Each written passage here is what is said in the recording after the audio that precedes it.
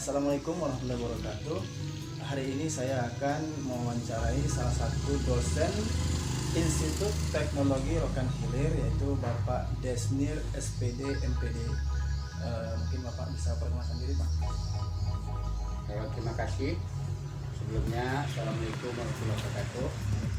Pertama, saya ucapkan selamat datang kepada Bapak Irwanto Naibaho sebagai salah seorang peserta PPG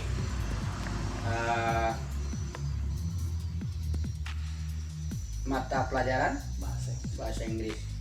Alhamdulillah pada pagi hari ini saya diberikan kesempatan oleh beliau untuk memberikanlah sedikit untuk katakanlah membantu beliau dalam tugas sebagai peserta PPG tersebut. Ya, silakan Pak. Itu izinkan saya memperkenalkan diri saya. Nama saya tadi sudah jelas disampaikan oleh Bapak Irwanto. Nama saya Desnir. Dengan latar belakang pendidikan saya, pertama S1 saya pendidikan moral Pancasila UNRI tahun 1990. Kemudian melanjutkan di program Pasca Sarjana Universitas Riau, konsentrasi manajemen pendidikan. Adapun pengalaman saya bekerja untuk melengkapi biodata saya bekerja sebagai seorang pendidik, guru pendidikan moral Pancasila semenjak SK pertama saya tahun 1998 sampai dengan tahun 2009. Tahun 2009 saya diangkat sebagai kepala SMP Negeri 2 Pasir Limo Kapas. Kemudian dimutasi sebagai kepala SMP Negeri 7 Tanah Putih Kabupaten Rokan Hilir. Dan tahun 2019 saya diangkat sebagai pengawas SMP Kabupaten Rokan Hilir. Dengan sekolah binaan saya menyebar di beberapa kecamatan yang ada di Kabupaten Rokan Hilir. Nah, kemudian seiring berjalannya waktu di Rokan Hilir kami baru mendirikan sebuah perguruan tinggi di bawah Yayasan Negeri Seribu Kubah yang diberi nama Institut Teknologi Rokan Hilir, dan saya dipercaya sebagai salah seorang dosen di sana dan juga sekaligus merangkap sebagai ketua lembaga penjamin mutu internal di kampus. Terima kasih. Adapun mata kuliah yang saya pegang adalah agak melenceng sedikit.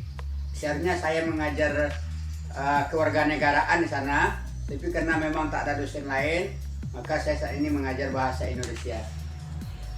Kemudian juga ada di beberapa kampus Sekolah Tinggi Ilmu Agama Islam Aswaja dan juga Sekolah Tinggi Ilmu Agama Hubul Watan Duri.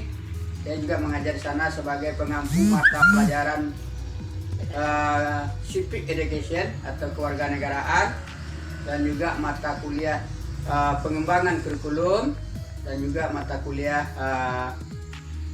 micro teaching.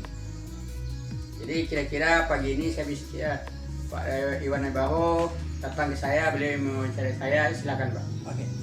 Gini Pak, kita melihat sekolah, lalu tentu ada guru Pak. Iya. Dan guru itu harus menyiapkan perangkat. Pertanyaan saya mungkin, apakah sepengalaman Bapak, guru itu sudah mengajar sesuai dengan rancangan RPP Pak? Betul, bahwa seorang guru terikat dengan kompetensi profesionalnya, bahwa seorang guru itu harus memiliki dokumen pembelajaran, perangkat pembelajaran. Nah, perangkat pembelajaran itu minimal terdiri dari 7 komponen. Yang pertama ada namanya kalender pendidikan. Kalender pendidikan itu mengacu kepada kalender pendidikan yang disusun oleh Dinas Pendidikan.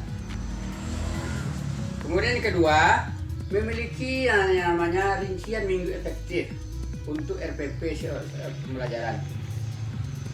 Kemudian yang ketiga, memiliki program tahunan.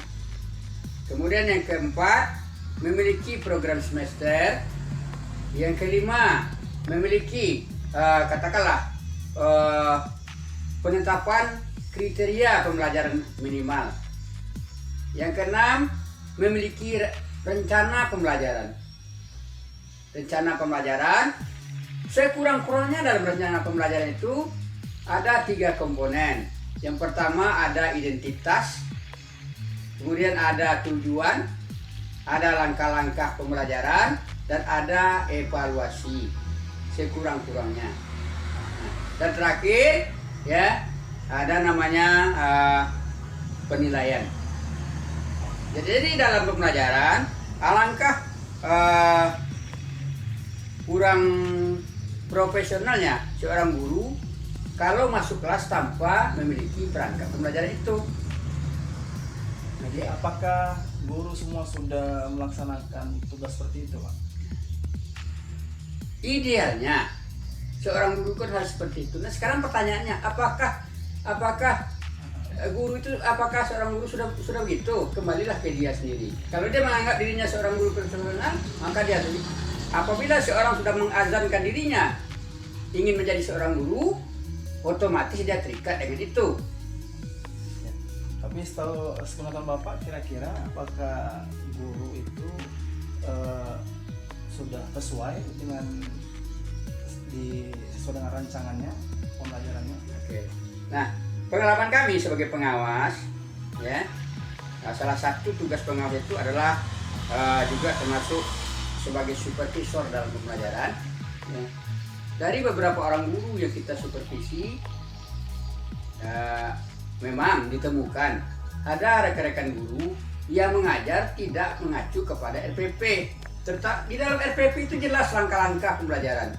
Misalnya seorang guru PPKN dalam satu sekolah, waktu disediakan hanya 45, anggaplah 3 kali 40 menit, arti 3 jam pelajaran. Di RPP itu jelas langkah-langkah pembelajarannya. Ada pendahuluan sekian menit, ada kegiatan inti sekian menit, ada penutup. Nah, kebanyakan di sekolah-sekolah guru-guru kita kadang-kadang mereka mengajar tanpa memperhatikan langkah-langkah itu. Oke. Apakah ada, Pak, mungkin pelatihan yang diadakan dari pihak terkait, Pak, tentang pengolahan RPP atau penggunaan RPP atau komponen RPP? Menyangkut dengan pelatihan, kesempatan mengikuti pelatihan, jujur saja sampai akhir-akhir ini pemerintah mungkin karena keterbatasan anggaran jarang melaksanakan pelatihan-pelatihan. Tapi dalam ini seluruh guru itu kan diharapkan aktif di MGMP. Nah, MGMP lah forum mereka untuk berlatih, karena di apa namanya itu? Di MGMP itu ada guru inti. Guru inti lah nanti yang akan mengimbaskan kepada kawan-kawannya. Nah, inilah yang dimaksud dengan bimbingan teman sejawat itu. Oke, Pak, ini pertanyaan yang berikutnya. Apakah guru sudah memfasilitasi kebutuhan siswa atau semua murid terkait dengan pembelajaran diferensiasi? Oke, baik. Ini termasuk ke dalam ranah kurikulum merdeka ini namanya. Ya. Dalam kurikulum merdeka ada namanya konsep pembelajaran berdiferensiasi. Ya, artinya ini juga menyangkut dengan siswa yang memiliki kebutuhan khusus di sekolah itu.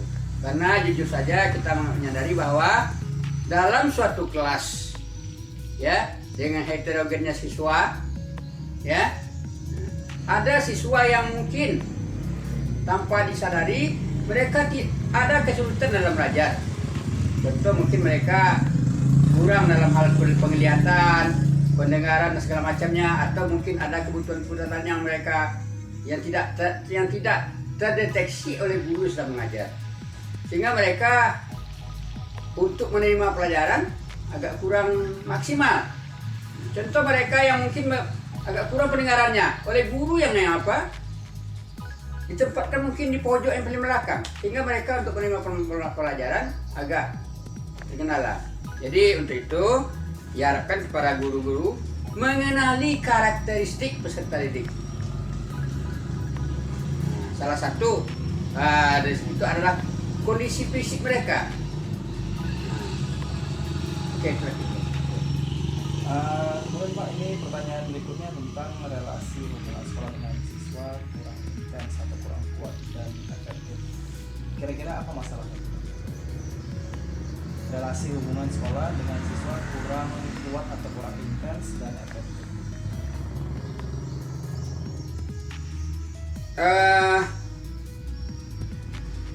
Pendidikan itu kan merupakan usaha sadar yang dilakukan oleh seorang manusia dewasa kepada peserta didik. Nah, mengenai hubungan kurangnya relasi hubungan ini suatu yang perlu, yang sangat mengkhawatirkan bagi kita, ya. Karena bagaimanapun, ya, pembelajaran itu kan adalah pembelajaran yang diarahkan kepada pembelajaran PAIKM, pembelajaran efektif, aktif, kreatif, dan menyenangkan. Seandainya terjadi diskomunikasi atau mungkin juga kurang harmonisnya hubungan antara guru dengan siswa. Kira-kira apa penyebabnya Pak? Bisa terjadi kurang harmonisnya guru dengan siswa. Apakah ada faktor dari lingkungan keluarga atau lingkungan sekitar, kurangnya sosialisasi visi misi sekolah terhadap lingkungan masyarakat, atau seperti apa Pak? Kalau kita katakanlah mengadakan penelitian terhadap penyebab kurangnya hubungan itu, ya tentu salah satu faktor penyebabnya tentu bisa saja dari segi gurunya yang kurang memahami peserta didik, bisa saja dari sosialisasi dari sekolah itu kepada yang menyangkut dengan program visi misi sekolah itu tadi, atau ada mungkin masalah-masalah pribadi antara guru dengan siswa atau dengan orang tua siswa. Itu kadang-kadang juga bisa menyebabkan.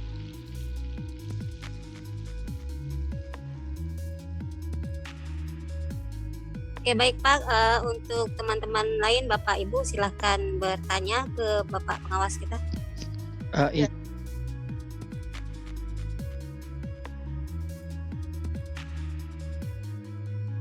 Assalamualaikum warahmatullahi wabarakatuh. Pagi ini mungkin saya akan wawancara kepada Ibu Wakil Kurikulum dan sebagai pengganti kepala sekolah yang akan saya wawancarai terkait dengan permasalahan saya tentang eksplorasi masalah. Mungkin Ibu bisa memperkenalkan diri Bu sebelumnya. Perkenalkan, nama saya di MPD. Saya guru bahasa Inggris dan sekaligus mendapatkan tugas tambahan sebagai wakil kurikulum. Di SMA ini saya sudah mengajar selama kurang lebih 17 tahun lebih, hampir 18 tahun. Pendidikan saya itu udah S2. S1 saya itu di UNRI jurusan FK Bahasa Inggris dan dilanjutkan dengan yang linear di S2 itu di Universitas Pendidikan Indonesia Bandung. Programnya tetap sama, pendidikan bahasa Inggris. Oke Bu, ini saya akan mewawancara mungkin dari awal. Setiap guru kan wajib punya RPP Bu. Ya. Nah, pertanyaan saya mungkin apakah RPP yang digunakan sudah sesuai dengan rancangan yang tertuang dalam RPP sendiri? Kebanyakan guru itu, bukan semuanya ya, tapi ada beberapa, mungkin banyak juga sih guru yang jarang sekali membuat rancangan RPP-nya sendiri. Mereka lebih cenderung ke copy paste. Jadi hanya mengambil dari berbagai sumber dan langsung digunakan. Dan itu kan kadang tidak sesuai juga. Jarang sekali guru yang membawa RPP masuk ke kelas sesuai dengan pedoman RPP-nya dia mengajar. Kemudian Bu, mungkin kenapa kira-kira guru cenderung copy paste daripada buat sendiri? Apakah terkait dengan pelatihan atau gimana Bu? sebenarnya guru itu bisa kok membuat sendiri, kan udah dikasih pedoman, tapi mungkin kurang literasi sih, kurang literasi. Jadi kebanyakan mereka mau yang gampangnya aja. Akhirnya karena cuma copy paste, jadi kurang memahami isi RPP itu sendiri gitu. Tapi kalau kita yang buat sendiri kan kita lebih enak mengatur langkah-langkah pembelajaran sesuai dengan karakteristik siswa kita, sesuai dengan kemampuan siswa kita. Kalau yang kita dapat dari sumber lain, kita di Jakarta ya beda dong kemampuan mereka dengan kemampuan siswa kita. Apakah selamanya RPP yang kita buat itu masih sesuai dengan keadaan kelas, Bu? Kalau kita yang membuat sendiri, pasti kita akan mempertimbangkan kondisi kelas siswa kita. Oke, Bu, kita lanjut pertanyaan yang kedua. Ini tentang guru masih belum memfasilitasi kebutuhan siswa murid dalam pembelajaran diferensiasi. Ini gimana, Bu? Mungkin karena kurangnya guru itu sering komunikasi ke guru kita yang tahu sebenarnya karakteristik siswa itu seperti apa, cara belajar mereka itu seperti apa. Kan kalau diferensiasi itu kan perlu kita mengetahui siswa itu cara belajarnya seperti apa, apakah dia punya permasalahan. Nah, mungkin itu yang agak kurangnya. Terus dalam apa namanya, terutama dalam mengatur kita duduk.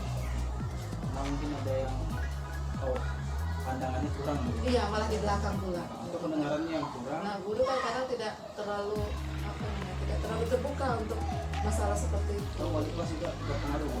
Iya, asal saya wali kelas yang lebih kooperatif terhadap itu. Kemudian apakah termasuk dengan rasio siswa yang ini tidak sebanding? Iya, itu pengaruh juga. Bisa jadi kemungkinan terlalu banyak perempuan, laki-lakinya sedikit, nanti tempat duduknya itu jadi ini menumpuk di sini, laki-lakinya perempuannya menumpuk di sini. Padahal sebenarnya kan harus seperti itu. Atau yang mungkin rasio yang pintar ini menumpuk di sini, rasio yang pintar. Kemudian yang agak-agak ya bisa kita bilang agak mungkin kurang cepat memahami pelajaran malah numpuklah jadi satu. Jadi ya itu berpengaruh juga sih rasio. Kira-kira apa rencana yang akan dilakukan untuk menghadapi posisi pembelajaran diferensiasi solusi yang paling? Nah, yang pertama itu lagi sekarang yang lagi lagi merek-mereknya, sekolah itu harus sudah memikirkan siswa yang berkebutuhan khusus. Siswa berkebutuhan khusus ini maksudnya bukan siswa yang seperti kita bayangkan dia cacat ini atau autis. Nah, berkebutuhan khusus ini maksudnya siswa itu yang mungkin punya permasalahan berat, permanen sifatnya. Nah, itu harus sudah dipikirkan. Jadi mungkin perhatian guru lebih besar ke siswa, agak berbeda perhatiannya dengan siswa yang lain. Contohnya kayak ini, misalnya kayak membaca bahasa Inggris. Ada siswa yang udah setengah lancar atau lancar gitu, dan ada siswa yang benar-benar nggak bisa dia bahasa Inggris. Nah, ini apa mungkin disamakan? Kan tidak, tapi mereka tetap ditempatkan di satu kelas. Nah, itu sudah harus dipikirkan.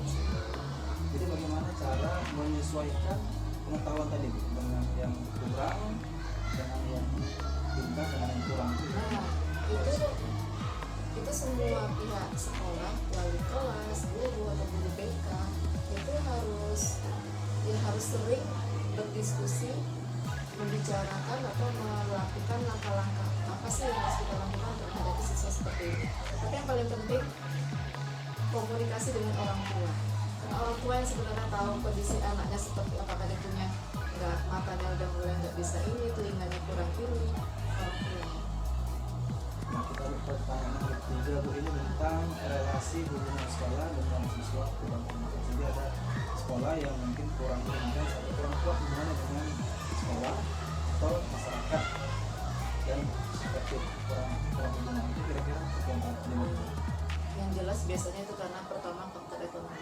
Kadang ada siswa yang merasa, siswa ataupun orang tua yang punya ekonomi mungkin berada di bawah standar, itu biasanya kadang-kadang lebih agak cenderung bisa kita bilang seperti minder, jadi kurang agak menjauh dari sekolah gitu. Padahal anaknya sekolah di situ. Kemudian apakah terkait dengan juga visi misi sekolah terhadap tidak adanya sosialisasi visi misi sekolah dengan lingkungan, karena ada beberapa masalah mungkin anak itu merokok di lingkungan sekolah atau di kantin sekolah.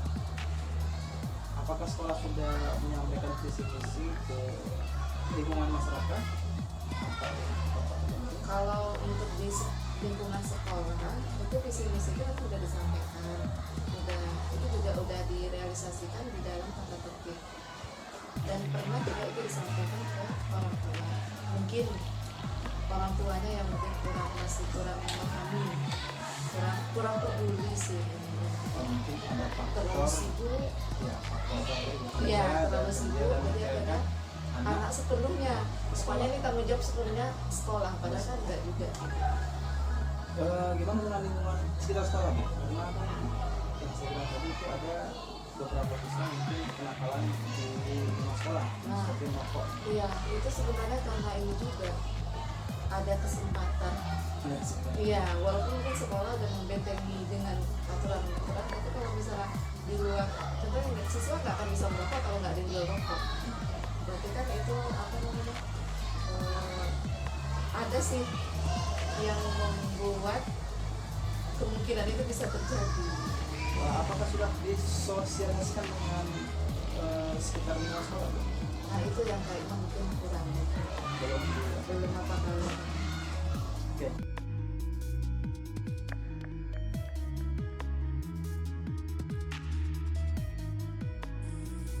Assalamualaikum warahmatullahi wabarakatuh.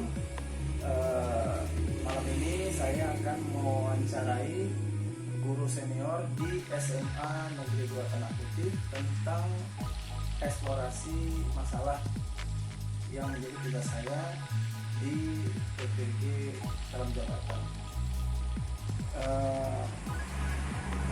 Mungkin ini bisa kenalkan diri.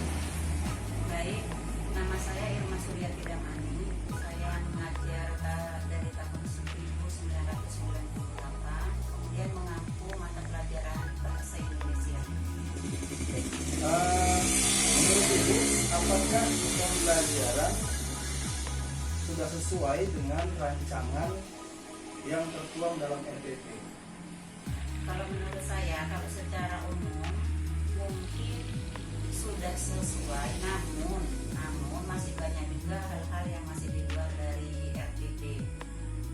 Pertama, kebanyakan RPP itu masih copy paste dari sekolah lain, sehingga mereka tidak melaksanakan RPP itu sesuai dengan kondisi sekolah.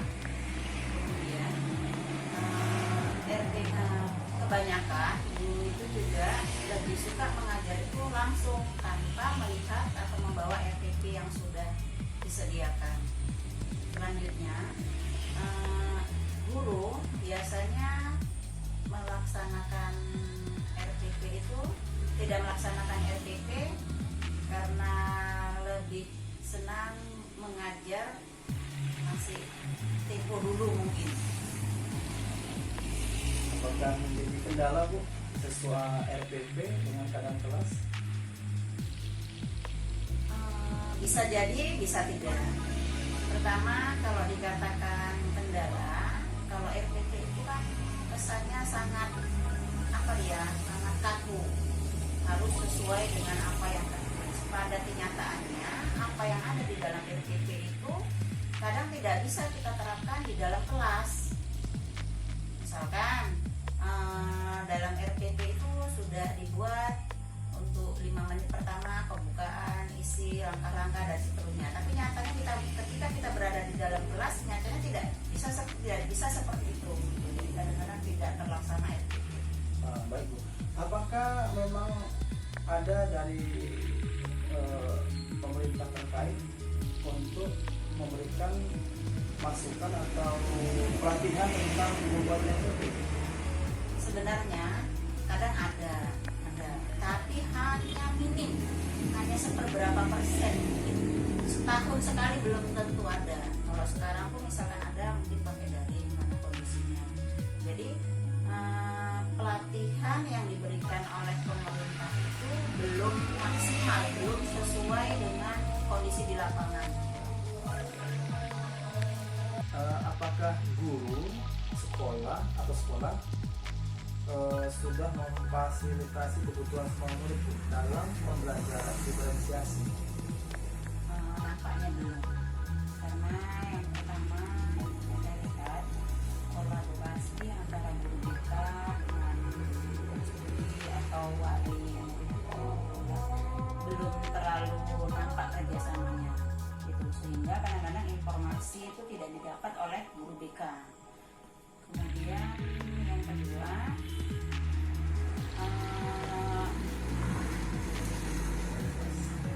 wali kelas kadang-kadang itu bisa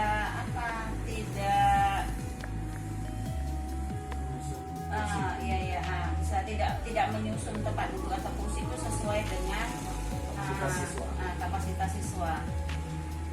Saya rasa. Kemudian yang lain lagi mungkin karena rasio antara yang pintar dengan yang kurang pintar itu tidak sebanding, masih banyak yang tidak pintarnya, lebih banyak yang tidak pintarnya.